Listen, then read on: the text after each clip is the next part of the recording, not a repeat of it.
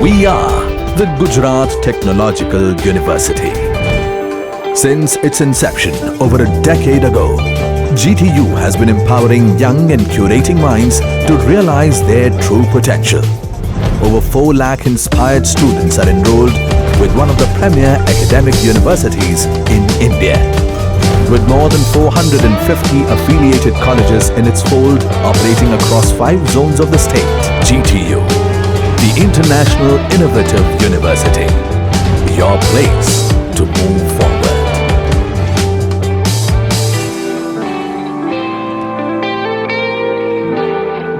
Good morning, everyone. So today we have got the finite element analysis. One of the important part is the types of meshing and what is meshing is there.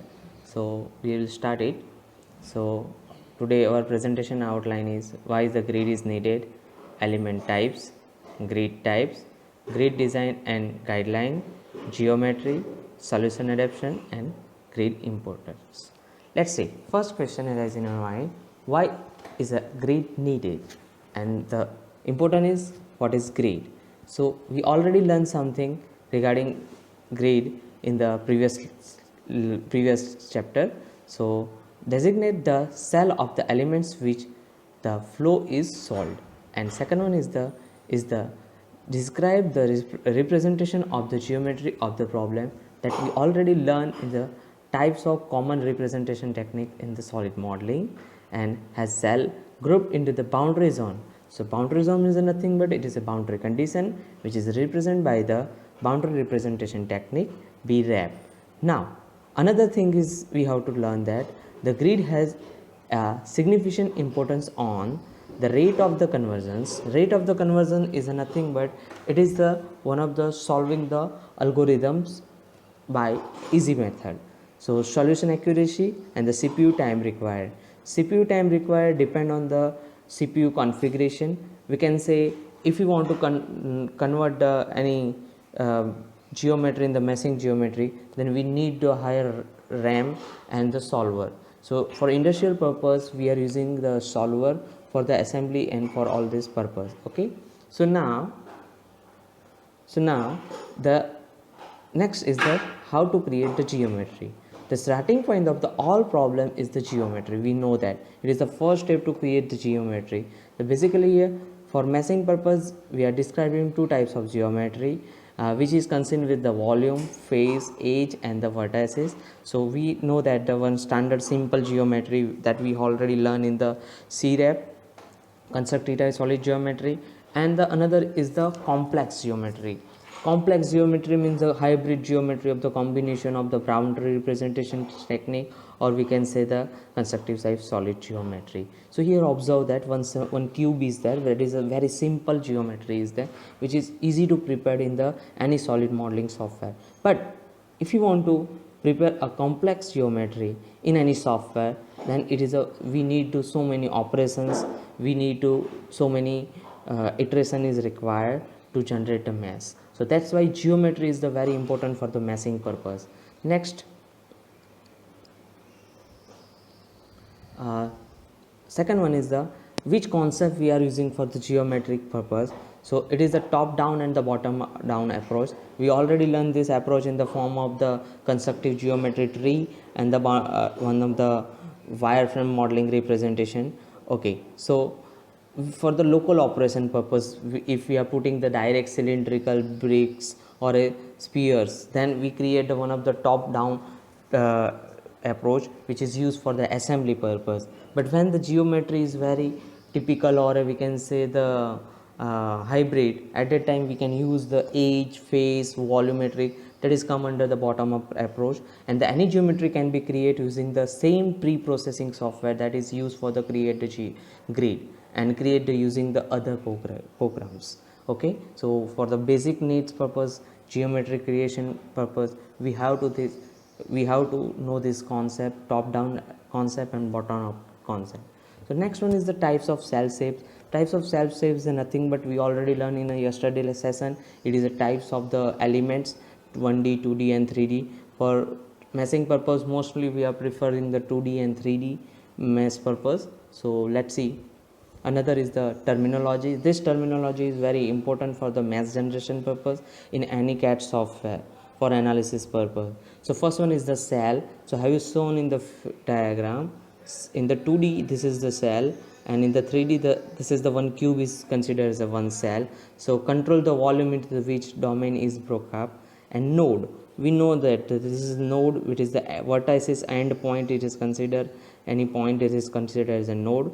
Cell center is considered as a, this is the one point which is we can say control point. When we are taking any B-rep or any surface, at that time this cell control point, which is very useful to generate a different geometric shape. Then the edge, we very well know that what is the edge. It is a connection of the two nodes, which is considered as a edge. Then the face considered here, we can show that, one minute, this is the face. Okay, one particularly surface is considered as a face.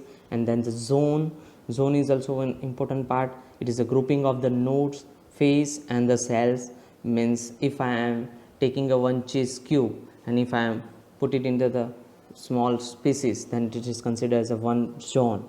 And it is very important when we are doing the combination of the different hybrid geometry. Means we can say the constructive type solid geometry assembly. Then the domain, group of the nodes, faces and the cell zone is considered as a domain. So this is the important terms that we have to know as a design engineer.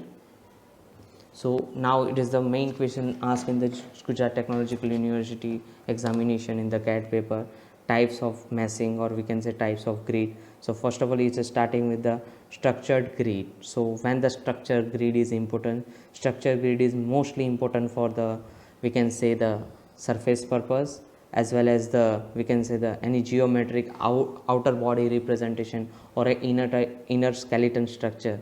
So physical domains are there and the computational domains are there. You can observe here the single block structure grid, and the IJK is the nothing but IJK is the three different side indexing to locate the neighboring cell. So it is indicate the neighboring cell. Okay, grid line must be passed along through the domain. It must be passed from the domain is a very important things are there.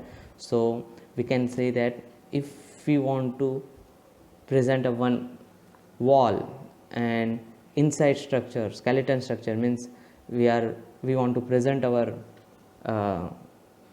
centering structure of the steel, then we can present like this. It is a one kind of a skeleton structure of the any wall, or we can say any body. Second thing is the face meshing.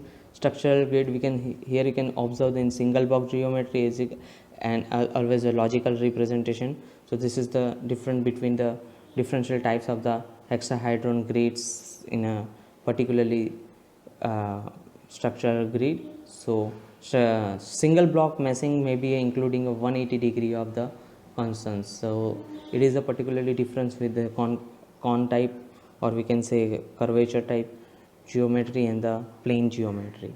So now next one is the multi blocks. So we already learned this multi blocks in the cellular type presentation of the solid constructive type geometry. So multi-block structure grid is used in IJK indexing within each mesh block. So you can observe here in diagram. So here one hole is there, and this is the simple geometry is there. So here they can divide easily, but when the such kind of arrangement is there, so we can divide in the 4 1 2 3 4, which is indicated with the 4 colors. So we are divided 4 side with the 4 different meshing type. So here is the multi-block arrangement is there. So we can observe the first, this is we can observe here this is the multi-blocks and this is multi-blocks. So that's why it is considered as a multi-block geometry. Now second one is the face meshing with the multi-blocks. So here again we can take both the multi-block geometry in logical representation technique and the curvature part. So you can observe that the difference between the both the geometry are, you can easily identify it. Next one is the grid type is a unstructured. When the unstructured is used, When the complex or a hybrid geometry is there, at that time we are selecting a unstructured. So you can observe in diagram one dinosaur's structure is there, but each and every place the arrangement of the mass is different.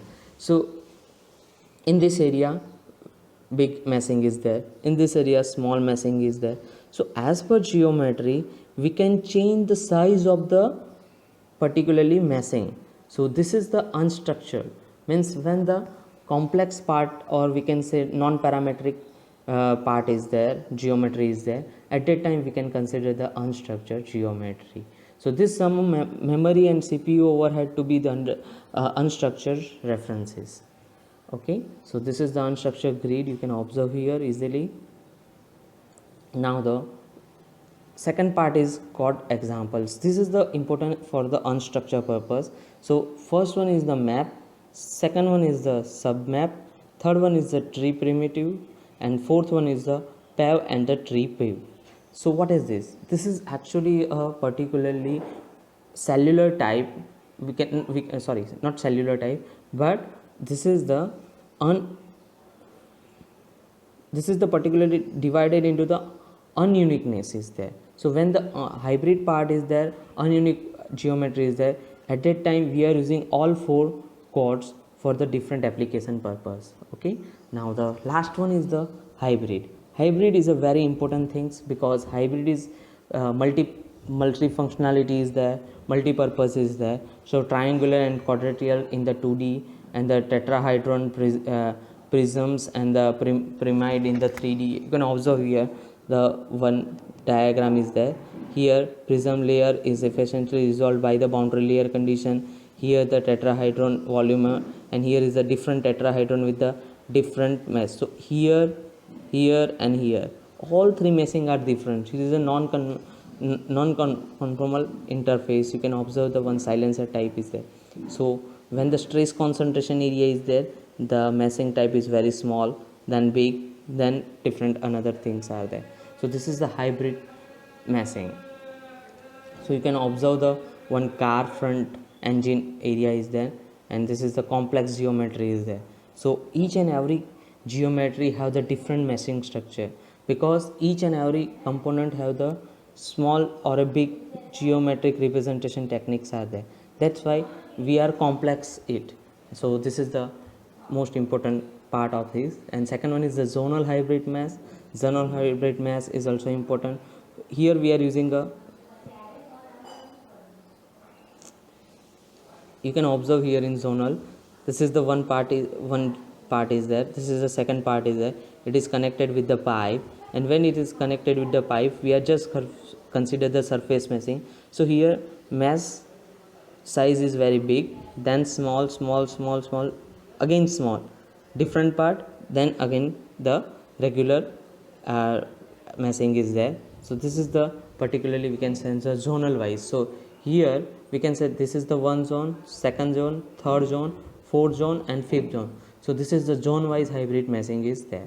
And up to end non-conformal meshing we can observe here when the stress concentration part is there, when one flange is connected with the second flange, or we can say in the piping industry when the stress concentration part is there, at that time we can consider this kind of meshing. So mesh generation process, it will be important for us to create and read or a boundary meshing. Second step is check quality of the boundary mesh. Third one is the improve and repair boundary mesh. Fourth one is the generate volume mesh.